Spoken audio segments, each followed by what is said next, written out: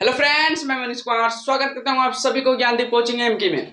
जैसा कि फ्रेंड्स पिछले क्लास में हम लोग प्रश्नावली 1.2 का चौथा क्वेश्चन समझ लिए थे, ठीक है। आज हम समझेंगे पांचवा क्वेश्चन, ठीक है। तो आइए देखते हैं पांचवा क्वेश्चन क्या बोलते हैं। देखिए पांचवा क्वेश्चन, जांच कीजिए कि क्या किसी प्राकृतिक संख्या n के लिए संख्या 6 के घात n अंक 0 पर समाप्त हो सकती है। जैसा कि फ्रेंड्स ये क्वेश्चन को मैंने उदाहरण में भी बता चुका था, इसलिए मैं हर बार बोलता हूं प्रश्नावली स्टार्ट करने से पहले आप उदाहरण समझ लीजिए ताकि उसे पता चले कि प्रश्नावली में क्वेश्चन कैसा पूछ रहा है, ठीक है।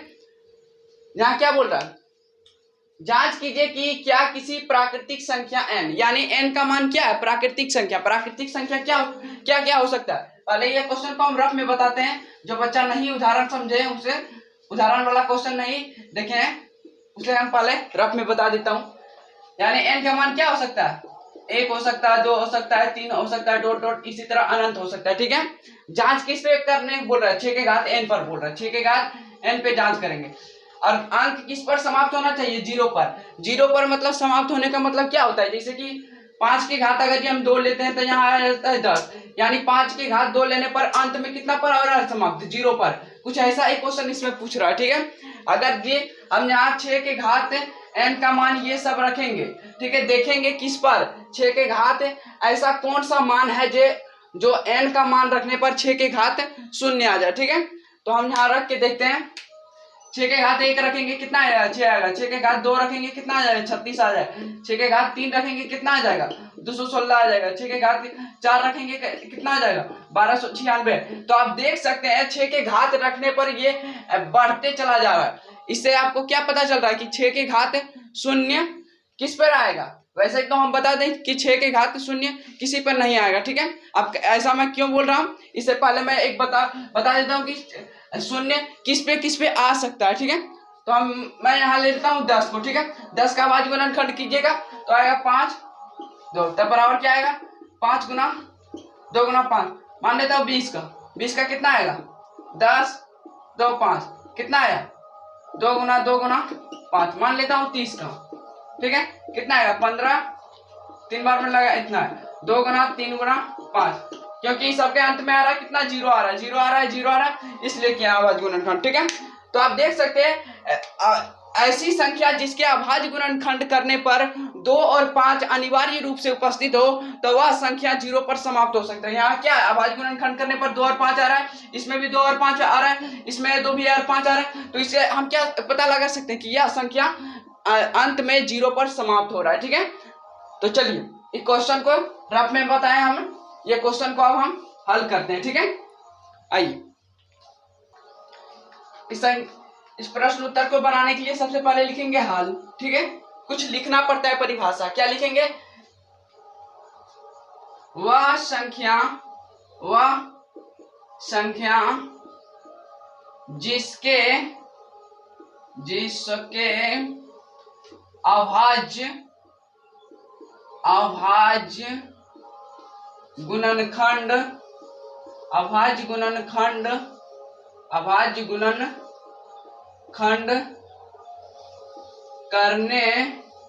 गुणनखंड करने पर उसका गुणनफल 2 और 5 अनिवार्य रूप से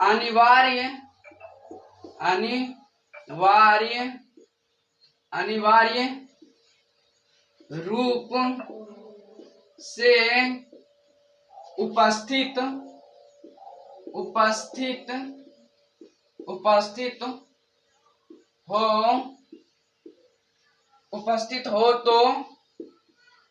हो तो वह संख्या के अंत में शून्य पर समाप्त होगा, ठीक है। तो यहाँ कितना है, 6 के घात n है, ठीक है। 6 के घात कितना है, 6 के घात n है। अब 6 को हम क्या करेंगे, अभाज्य गुणनखंड करेंगे, ठीक है। 6 का अभाज्य गुणनखंड करेंगे, 3 और 2 और 3 आता है, क्या आता है, 2 गुना 3 आता है, ठीक है। इसका घात कितना है, n है। तो आप देख रहे हैं 6 के घात अभाज्य गुणनखंड करने पर 2 और 3 आ रहा है, 5 आ रहा है, नहीं आ रहा है। तो यहां लिखेंगे 6 के घात n का अभाज्य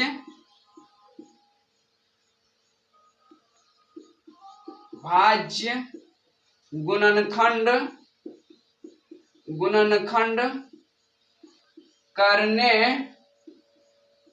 पर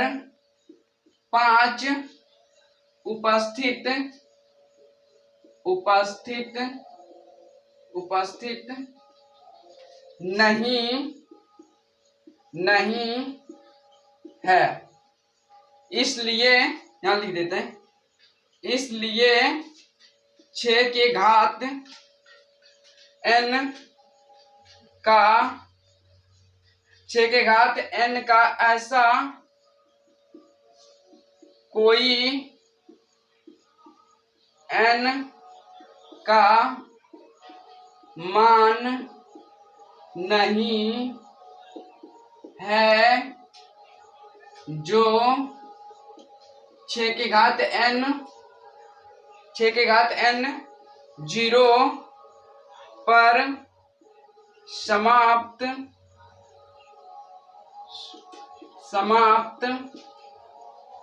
हो सके। तो ये इस क्वेश्चन को कुछ इस प्रकार बनाना पड़ता है, ठीक है।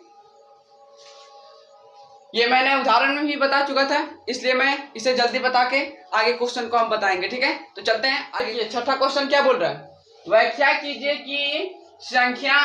कीजिए कि इतना और इतना भाज्य संख्या क्यों है। अब भाज्य संख्या क्या है, ठीक है। भाज्य संख्या को हम बताए परिचय, वास्तविक संख्या का परिचय क्लास में बताए थे।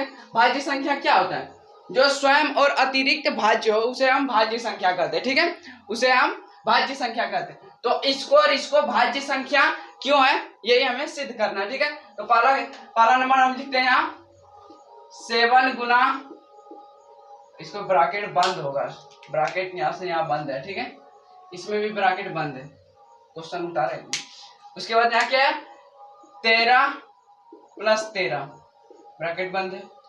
इधर का क्या है, 7 गुना 6 गुना 5 गुना 4 गुना 3 गुना 2 गुना 1 गुना 5, ठीक है। अब जब भी बोर्ड मास वाला क्वेश्चन आता है तो हम क्या करते हैं, सबसे पहले छोटी ब्रैकेट को हल करते हैं। उसके बाद क्या होता है, मंझली ब्रैकेट को, उसके बाद मंझली ब्रैकेट को, उसके बाद क्या करते हैं, बड़ी ब्रैकेट को। अब छोटी ब्रैकेट में भी सबसे पहले किसको सॉल्व करते हैं, सबसे पहले रे, फिर उसके बाद का मतलब क्या होता है, गुना का अर्थ होता है, ठीक है। उसके बाद क्या आता है, भागा, फिर क्या आता है, गुना, फिर क्या आता है, प्लस, फिर माइनस। तो इसमें देखेंगे छोटी ब्रैकेट है, छोटी ब्रैकेट में किसको हल करेंगे, रे है, इस सब में नहीं है, का है, नहीं है, भागा है, नहीं है, गुना है, हाँ, गुना कौन कौन सा है, ये है, ये है, ये है, ठीक है। गुना करने के बाद हम क्या करेंगे, प्लस करेंगे, ठीक है। तो यहाँ करते हैं हल में, ये दोनों को गुना करेंगे, कितना है, 77, 77 गुना 13 करेंगे, कितना आएगा, 77 गुना 13 करेंगे, नहीं, ये देखो इस तरफ मानते हैं, कॉमन लेके दोनों को गुना करेंगे, कितना आएगा, 77, गुना है 13, अब प्लस कितना है, 13, ठीक है। अब यहाँ से क्या करते हैं, दोनों में है 13 13, 13 को हम कॉमन ले लेते हैं, ठीक है। यहाँ क्या बचा, 77 प्लस 1 बचा नहीं इधर, चलो यहाँ क्या है, 13 गुना 77, अब देख रहे हैं 13 गुना 78 आया, 78 आया, ठीक है। भाज्य संख्या क्या बोलता है, जो स्वयं और अतिरिक्त भाज्य हो, यानी ये संख्या स्वयं तो भाज्य है और अतिरिक्त भी भाज्य है। तो हम लिखेंगे अतः 7 गुना 11 गुना 13 गुना प्लस 13 एक भाज्य संख्या है, ठीक है। यानी हमें क्या करना था, प्रूव करना था, प्रूव। अब दूसरा क्वेश्चन क्या बोल रहा है, आइए इसका भी देख लेते हैं। दूसरा देखिए, यहां से कितना है, इतना इतना इतना और प्लस इतना। क्या करेंगे हम, देखो यहाँ भी 5 आ रहा है, यहाँ भी 5 आ रहा है, ठीक है। 5 को हम क्या लिखते हैं, कॉमन ले लेते पहले। यहाँ से क्या बचा, 7 गुना 6 गुना 5 तो निकल गया, यहाँ 4 बचा, गुना 3 बचा, यहाँ 2 बचा, गुना 1 बचा, और ये क्या हुआ, प्लस 1 हो गया, ठीक है। अब देखो इन सब को गुना करेंगे, कितना आएगा, 7 गुना 6 42, 42 गुना इतना 4 करेंगे, फिर क्या करेंगे, 3, फिर 2, सबको गुना करने पर आएगा 1, शायद 9 आएगा, यानी हाँ इतना ही कुछ आएगा, प्लस में क्या आएगा, नहीं इतना आएगा और प्लस 1 आएगा, ठीक है। अब जोड़ेंगे यहाँ, फिर ये दोनों के बीच में कुछ चीज का चिन्ह नहीं, तो यहाँ गुना के जो दोनों को जोड़ेंगे, कितना आएगा, 1009 आया, ठीक है। अब यहाँ देख रहे हैं कि यह संख्या किससे भाज्य है, 5 से, और अतिरिक्त यानी 1009 से भी भाज्य है, तो यहाँ हम लिख सकते हैं, अतः हम क्या है, 7 गुना 6 गुना 5 गुना 4 गुना 3 गुना 2 गुना 1 गुना और प्लस क्या है 5, यह प्लस 5 यह भाज्य संख्या है क्योंकि भाज्य संख्या है, क्योंकि यह 5 से, क्योंकि वह स्वयं लिखेंगे, स्वयं एवं अतिरिक्त भाज्य है, ठीक है। चलिए 6 हो गया। अब 7 नंबर का क्वेश्चन देखते हैं, लास्ट क्वेश्चन है ये इस प्रश्नावली का। आइए 7वां क्वेश्चन क्या बोल रहा है, किसी खेल के मैदान के चारों ओर वृत्ताकार पथ है। किसी खेल के मैदान के चारों ओर क्या है, वृत्ताकार पथ है। मान लेता हूं ये वृत्ताकार एक क्या है, इधर मानते हैं क्योंकि ऊपर में काम करेंगे, एक वृत्ताकार क्या है, पथ है, ठीक है, ज्यादा गोल नहीं होगा, ठीक है। इस मैदान का एक चक्कर लगाने में सोनिया को 18 मिनट लगते हैं। इस मैदान का पूरा एक चक्कर लगाने में सोनिया को कितना मिनट लगता है, सोनिया को 18 मिनट लगता है, ठीक है।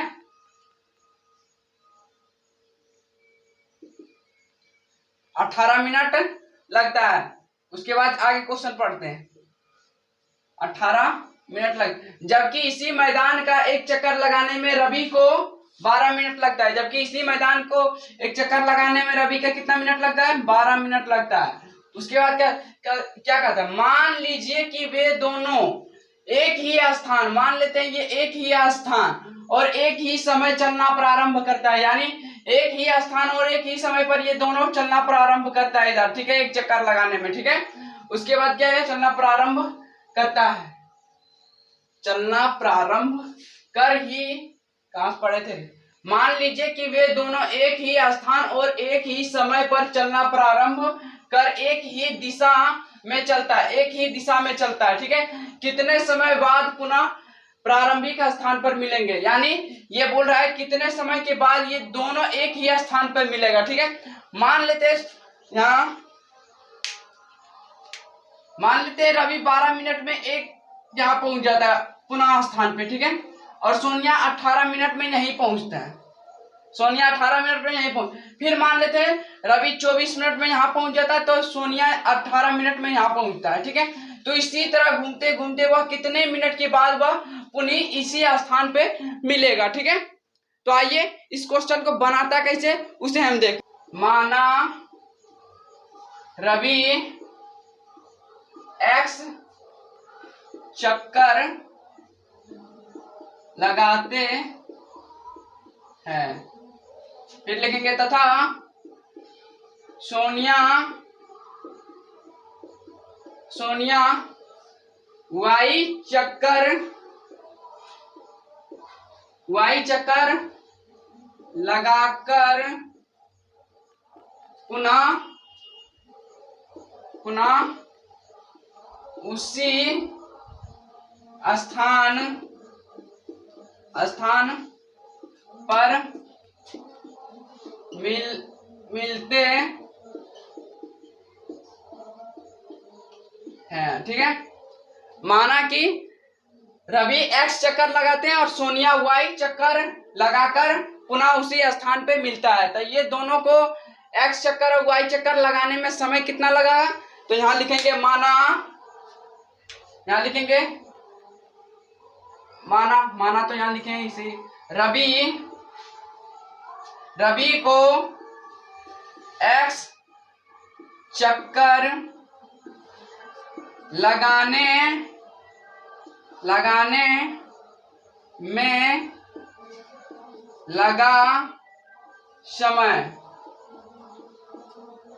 में लगा समय, एक्स चक्कर ही तो लगाता है और एक चक्कर का समय कितना दिया गया है हमको? देखो, रवि एक्स चक्कर 12 मिनट में कंप्लीट करता है, तो 12 से गुणा करेंगे। ठीक है, यहाँ क्या आया? 12x मिनट लगता है रवि को एक्स चक्कर लगाने में। अब ठीक है, और सोनिया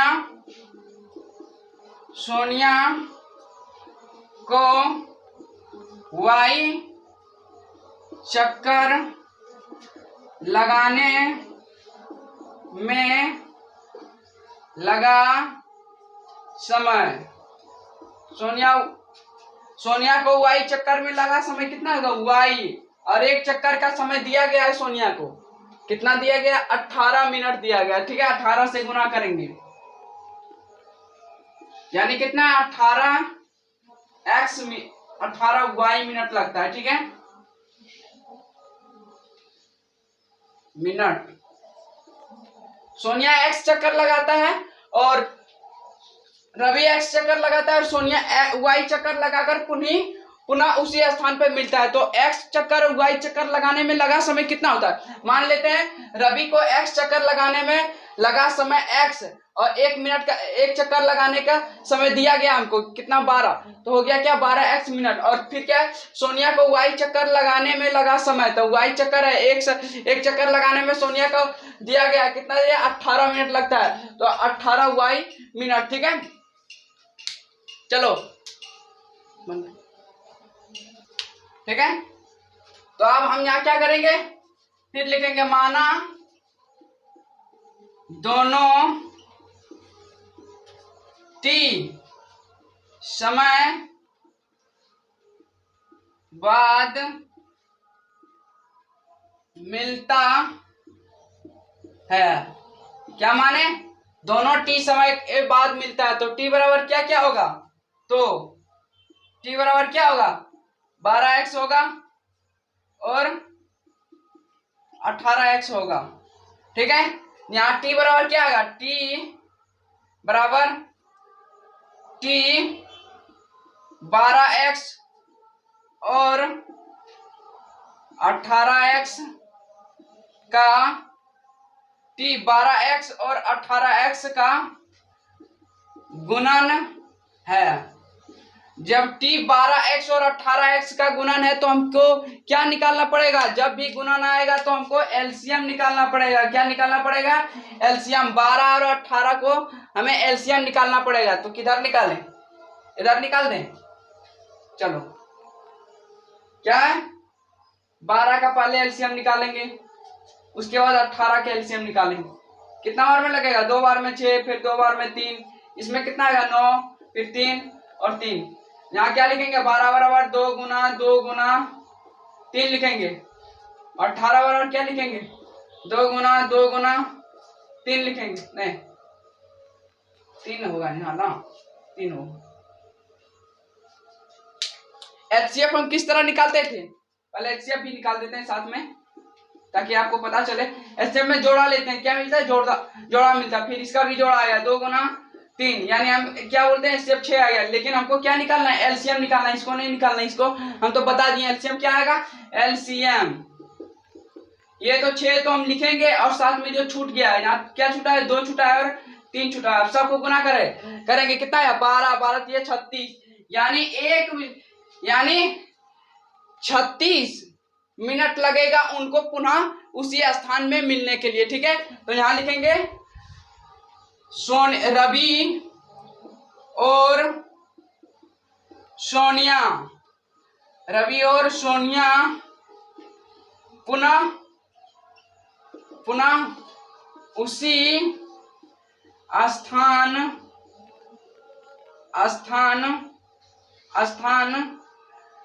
रवि और सोनिया पुनः उसी स्थान पर 36 मिनट बाद मिलेंगे। चलिए, समझ में आ गया क्वेश्चन। तो प्रश्नावली 1.2 सारा क्वेश्चन हो गया। ठीक है, आगे के वीडियो में हम प्रश्नावली 1.3 स्टार्ट करने जा रहे हैं। उससे पहले हम एक प्रमेय बताएंगे जिसके आधार पर बनेगा अपरिमेय संख्या को सिद्ध कैसे किया जाता है। ठीक है, तो चलिए, जो चैनल पे नया है वो चैनल को सब्सक्राइब कर दीजिए और अपने दोस्तों के पास भी वीडियो को शेयर कीजिए ताकि उन्हें पता चले कि मनीष सर ने रिवीजन क्लास स्टार्ट कर दिए हैं। और आप लोग लाइक नहीं करते हो यार, लाइक भी कर दिया करो। चलिए, जय हिंद, जय भारत।